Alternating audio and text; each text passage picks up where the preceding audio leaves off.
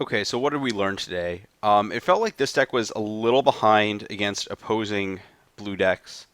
You just like had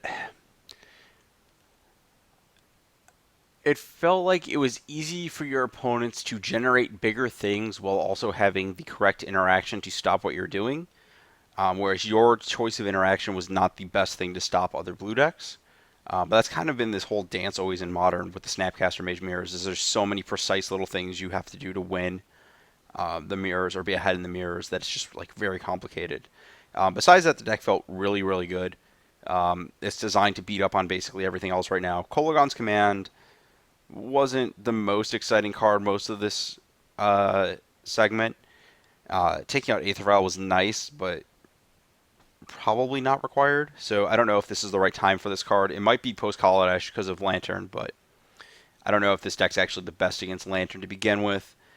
Again, the sideboard's super finicky in terms of what you want to beat and what you need to beat. I might have been underboarding this Painful Truths against people, but it feels like a lot of the decks where you'd want Painful Truths. I get this. It's really, really good specifically against Abzan because they're not capable of. I guess they have Siege Rhino, but like I don't know. Your life total just feels like it's so under assault from both your 19 land mana base and your opponent's lightning bolts that like it's really risky to board in Painful Truths.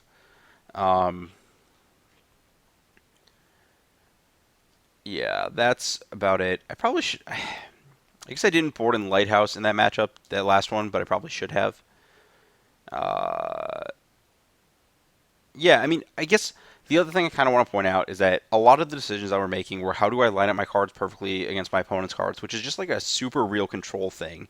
And I think that's like maybe that's part of the disconnect is that people don't realize that even though this deck's a Delver of Secrets Young Pyromancer deck, it's only sometimes a tempo deck. It really, for the most part, is a control deck in the modern format where you have ways to actually end the game because they're kind of required. And the primary goal of this deck, and really just any of the other decks that you're trying to build that are blue-red in this format, should always be how do I line up my spells best against what my opponent is doing with some ability to make some of their cards blank. And that's just really what you have to do. And that's just, I guess that's just how control has always worked, honestly. So, welcome to Grixis, the modern control deck.